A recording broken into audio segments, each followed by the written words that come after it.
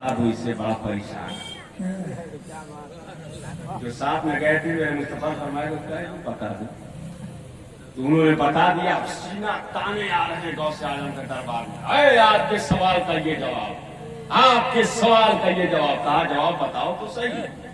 कहा कि मेरे आका का सुभान अल्लाह बोलिए, मेरे आका का जो आखिरी गुस्ल दिया गया वह पानी अल्लाह ने आसमान पे उठाया, उठाने के बाद उसे बादल बनाया, बनाने के बाद उसे बरसाया और उसका कतरा जहां जहां गिरा वहां अल्लाह ने मस्जिद बनवा डाला। सुभान अल्लाह। उसका कतरा जहां जहां गया अल्लाह ने वहां मस्जिद बनवा डाला। क्या तक वो जहां भी मस्जिद बनेगी समझना कि मेरे आका का आखिरी गुस्ल का पानी यहाँ गिरा, यहाँ गिरा है। मेरे गौ से आजम का जरा देखो, जरा बोलो सुभान अल्लाह। सुभान अल्लाह। हमारे गौ से आजम फरमाते हैं जवाब तो सही है मगर सही बताना बताया किसने है? क्या बात है। अरे गेर में आइए ना सुभान अल्लाह। सुभान अल्लाह। बताओ बताया किसने है? कहा बस मैं जवाब लाया हूँ, उससे आपको क्या मतलब? कहा नहीं सही बताओ बताया किसने है? तो उसने दर्द लफ्जों में कहा था मैं मुस्तफा आए थे, उन्होंने बताया। कहा झूठ बोल रहे, झूठ बोल रहे हो, नबी ने नहीं बताया। तो उसने कहा कि जी सही बात है, नबी ने नहीं बताया, उनके साथ में एक और आदमी थे। मेरे नबी ने फरमाया तुम बताओ, तो उन्होंने बताया। कहा तुमने पहचाना? कहा नहीं। कहा मैं ही तो गौ से आजम था। सुभान अल्लाह। मैं ही तो था जो तेरे सवाल का जवाब बता रहा था। ये था गौ से आजम का हज। और गौ से आजम का एक हज और बताऊं, सरकारी गौ से आजम जो है बचपने में थे। कब थे? बचपन में। ये लड़का देख रहे हैं, इससे भी छोटा, मात्र 6 साल या 7 साल के गौ से आजम थे। जरा सब लोग हाथ उठा के बोले या गौस, या गौस, से या गौस, या गौस। मेरी बात आप लोगों को समझ में आ रही है? आ रही है? बात आगे बढ़ाऊं। 6 साल या 7 साल के थे, उनके इलाके से हाजियों की जमात जा रही थी। लग गए पीछे पीछे, मैं भी चलूंगा, मैं भी चलूंगा, मेरे नाना के गांव आप लोग जा रहे हैं, मैं भी चलूंगा, मेरे नाना के गांव जा रहे हैं, मैं भी चलूंगा। आपके माँ ने कलाई थाम लिया, बेटे अब्दुल कादिर इधर इधर आओ। कहाँ जा रहे हो? भाई लोग नाना के गांव जा रहे हैं ना। कहाँ? मैं भी जाऊंगा नाना के गांव। अरे छोटे हो ये लोग पैदल जा रहे हैं, कहाँ जा पाओगे? तो जीती तो थे नहीं सरकारी गौ से आजम। आपने कहा अम्मी जान ठीक है जाऊंगा नहीं, मगर क्या जाने वालों को देख सकता हूँ? कहाँ? हाँ देखो। कहा छत पे जाऊं, बहुत दूर तक देखने को मिलेगा। कहा हाँ, जब हाजी जाए ना तो आप भी पीछे पीछे जाइए, आप भी हो सकता हो आपका जाना अल्लाह कबूल फरमाए। सरकार गौ से आजम उस मदीना जाने वाले की इस्तकबाल कर रहे हैं। ये लोगों जिसके बारे में हर नमाजी हर इमाम ये दुआ करता है, जिंदगी दे। क्या बात है तो जीने का करीना दे दे। पढ़ी आगे बोला जा सुभान अल्लाह। चिड़ै के जान जा लेकिन के खिलाओ ना। जिंदगी दी है तो जीने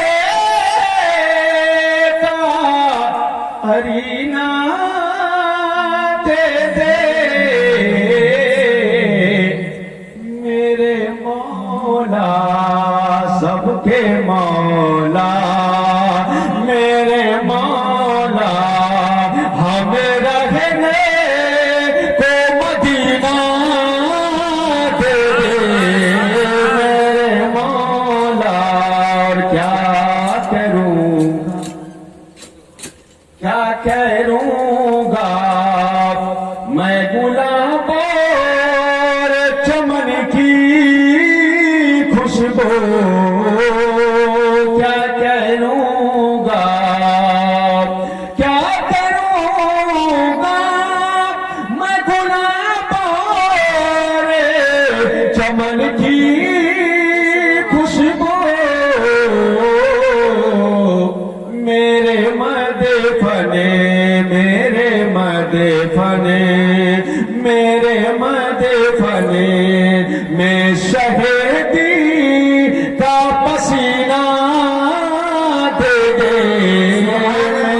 मदफने। तो आप उम्र 7 साल की थी, छत पे चढ़ गए, देखते रहे, जाने वाले चले गए, मगर सरकार गौ से आजम उस धूप में उसी छत पे दम में सो गए। और जब सो गए तो आपके माँ को ख्याल आया कि मेरा बेटा है अब्दुल कादिर, काफी देर हो गया, छत पे गए, हाजियों का काफिला काफी दूर चला गया होगा, अब वो क्या कर रहा है, उसे धूप लग रही होगी। जब आप गई तो क्या देख रही है, मेरा बेटा अब्दुल कादिर यही सोया, मेरा बेटा अब्दुल कादिर यही सोया है। माँ बड़ी प्यार से ना बेटे को उठाती है, कहीं नींद ना टूट जाए, कहीं से तकलीफ ना पहुंच पाए। तो आपने आहिस्ते से उठाया और कंधे पे रखना था कि चीख मार के सरकारी गौ से आजम रोने लगे। शान ऐसी पैदा करो, चीख मार के रोने लगे। माँ को रहा ना गया, अब्दुल कादिर क्या उठाने से चोट आई? कहा नहीं। तो फिर रो क्यों रहे हो? कहा मीजान रोने की एक वजह है। कहा वजह बता दो, अगर बात समझ में आ जाए तो दहमा वालों नारे का एकदम गूंज मार देना। कहा वजह बताओ अब्दुल कादिर रो क्यों रहे जब चोट नहीं लगी तुझे? तो आपने कहा अम्मी जान, जिस काबे के तवाफ के लिए ये लोग जा रहे थे ना, जब आपका बेटा अब्दुल कादिर इसी छत पे सो गया तो सोच कि मैं क्या देख रहा हूं, तो मैं अब्दुल कादिर सोया हूं और काबा आके मेरा तवाफ कर रहा है। मैं इसलिए रो रहा हूं कि अपनी जान अगर शाम तक आप नहीं जगाती तो काबा मेरा तवाफ करता है। नारे तकबीर, नारे तकबीर, नारे रिसालत, नारे रिसालत, उलमाए अहले सुन्नत, उलमाए अहले सुन्नत। मेरा कितना टाइम हो गया? कोई टाइम नहीं? मेरा कितना टाइम हो गया?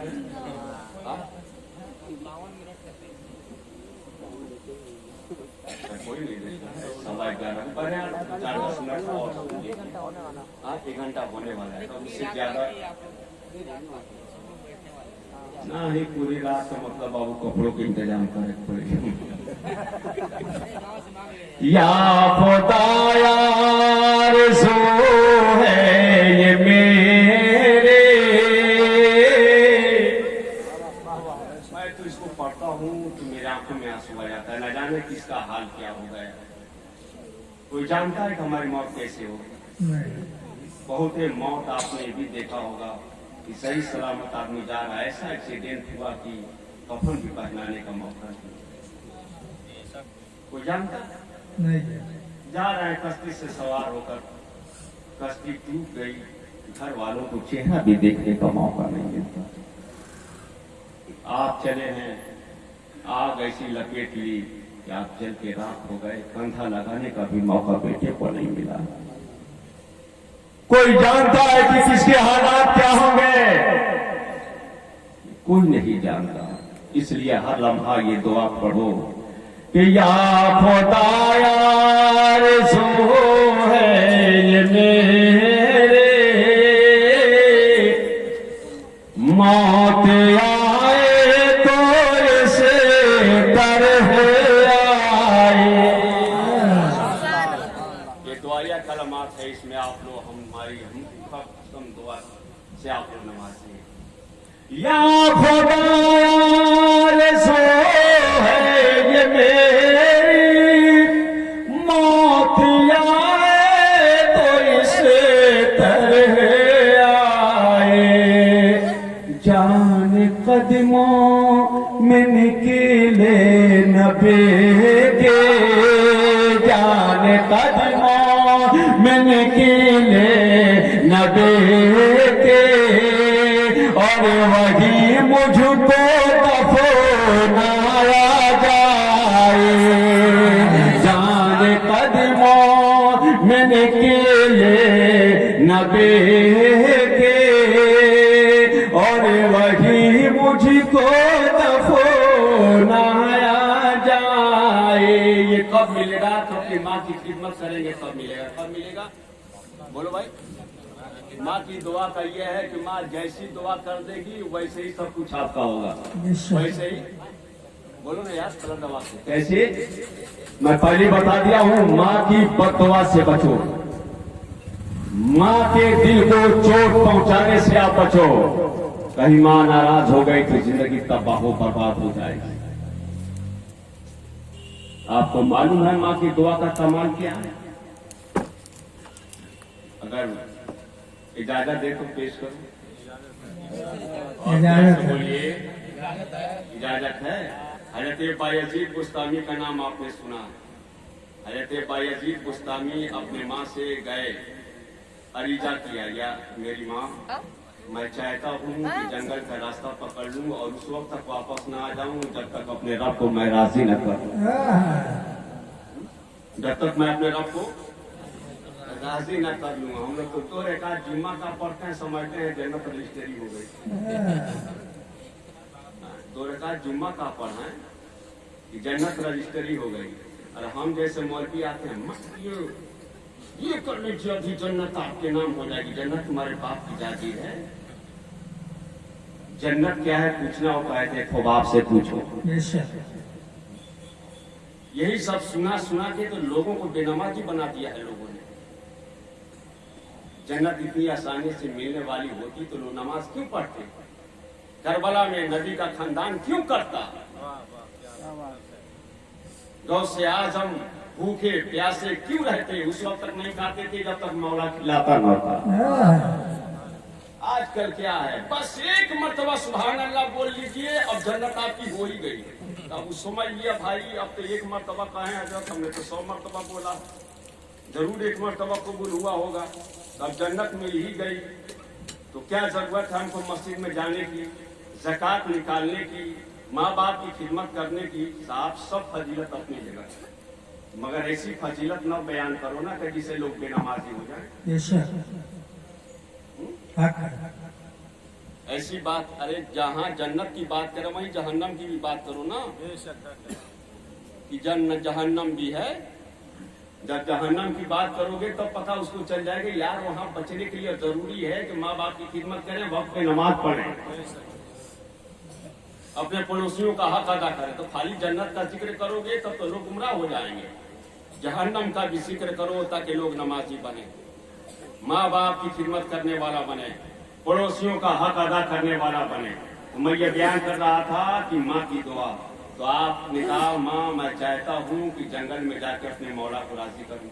तो माँ बड़ी दीनदार थी, कहा चले जाओ। 12 साल हो गए। कितने साल हो गए? और बुलंद आवाज से बोलिए कितने साल?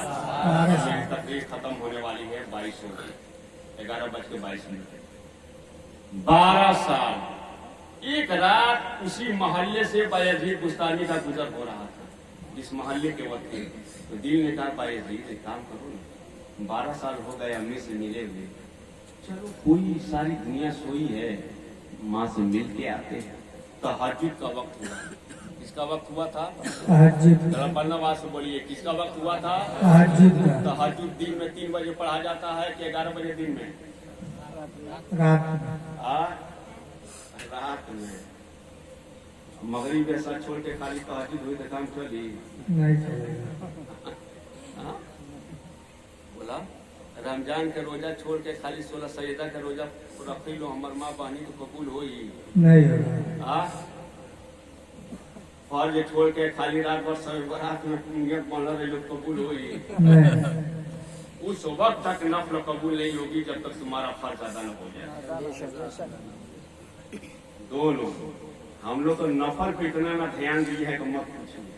नफल पढ़ने में 1 नंबर, चादर चढ़ाने में 1 नंबर, मुर्गा ले जाने में 1 नंबर, दारूबाज मजागिरों को नजराना देने में 1 नंबर, और मजार पर जितना डब्बा रखा है उसमें सिक्का डाल के भरने में 1 नंबर। इसमें हम 1 नंबर चल रहे हैं, जबकि कुछ काम आने वाला नहीं। मजारों पे 1 चादर डाली जाए यही हुक्म है, ताकि लोग समझ जाए किसी वली का मजार है। यहाँ तो एक दिन में मेले में 1 लाख की चादर बिक रही है। और मन्नत भी हम लोग मांगते हैं तो अजीब मांगते हैं। क्या कहते हैं?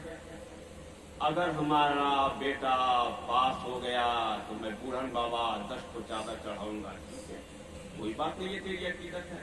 मगर उससे पहले काश ये मन्नत मांग लेती कि मेरा बेटा अच्छे नंबर पा लेगा तो मैं नमाज पढ़ने लगती। क्या बात है। ये नियत मांगो ना, ये शरई नियत है। क्या है? ये शरई मिन्नत है, वो जहालत वाली मिन्नत है। क्या जरूरत है वो एक एक चदरवा 20 बार उठाते हैं, 20 बार बेचते हैं। हम तो रौजा मेला में जाना पड़ता है, जैसे बता रहा हूँ। एक साल गया, झगड़ा हो गया मुझसे, कचौसा गया, वहां भी मुझसे झगड़ा हो गया। अरे 100 रुपया दवा तब चढ़िया चढ़ी है, मैं चढ़ी है चाहे नहीं चढ़ी तो देखना है।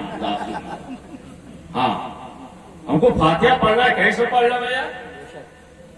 तुम कौन होते हो कबूल कराने वाले? तुम्हारी दुआ में इतनी मकबूलियत होती तो तेरा बेटा शराब न पीता। बेशक बेशक।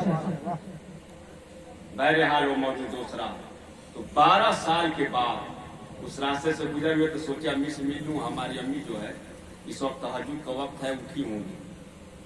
दरवाजे पे गए, हाय माँ बाप की बेटे की निस्बत देखो। एक मरतबा बोल लो सुभान अल्लाह। निस्बत देखो, माँ पहचान जाती है। अच्छा, अगर विदेश में बाहर माँ को कोई तकलीफ बना, माँ को एहसास हो जाता, माँ को आंसू गिराने लगती है। वो है माँ की जात। माँ के मौजू पे मैं उसी वक्त से तकरीर करना बंद कर दिया जिस वक्त से मैंने माँ का जनाजा उठाया। मुझसे बर्दाश्त नहीं हो पाता, वरना सारी दुनिया जानती है कि मेरा 2 मौजू बड़ी मशहूर, एक माँ और दूसरा करबला। बर्दाश्त नहीं हो पाता।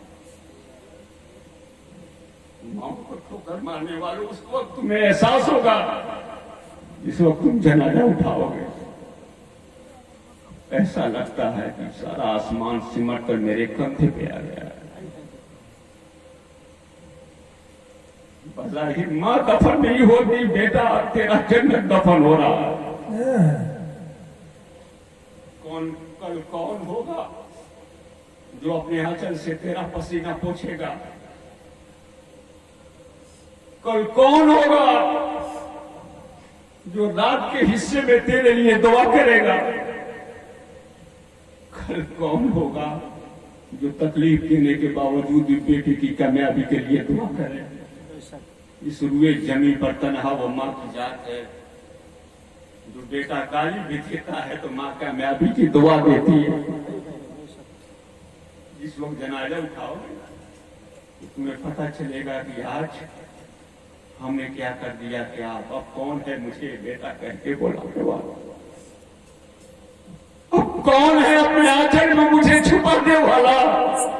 सारे लोग तो जख्मों पे नमक ही छिड़कते हैं साहब, मगर एक गमज़दा बेटे को कलेजे से लगाती है जमीन पे, वो माँ की जात है और कोई दूसरा नहीं है।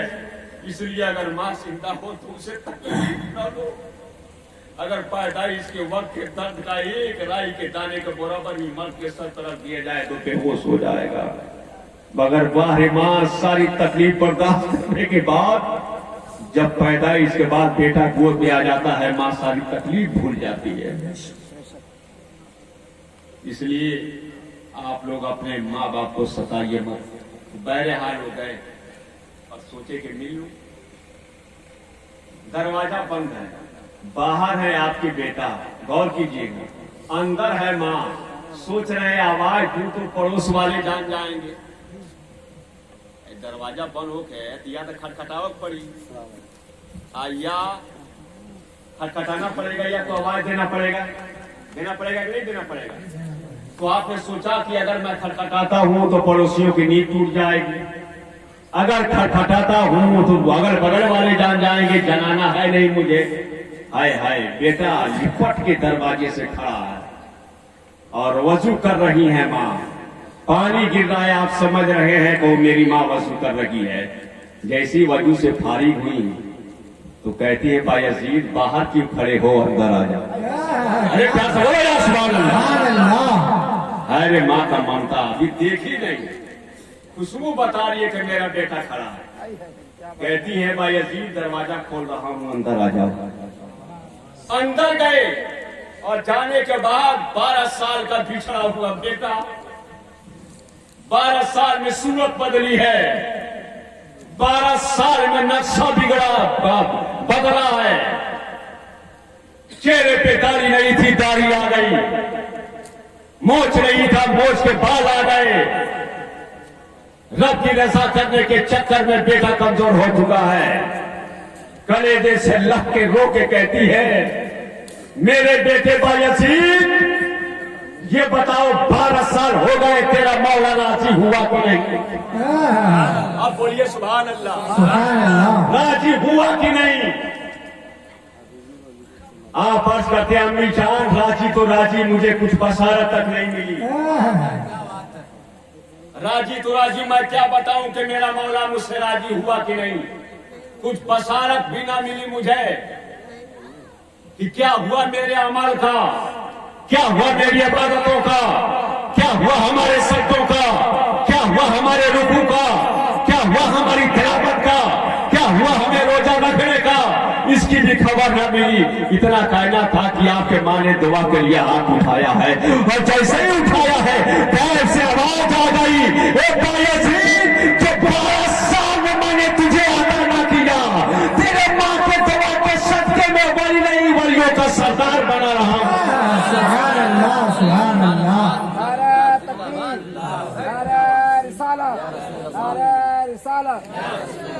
लग रहा है मौलाना नसीर साहब को करने वालों ने इनाम दिया है।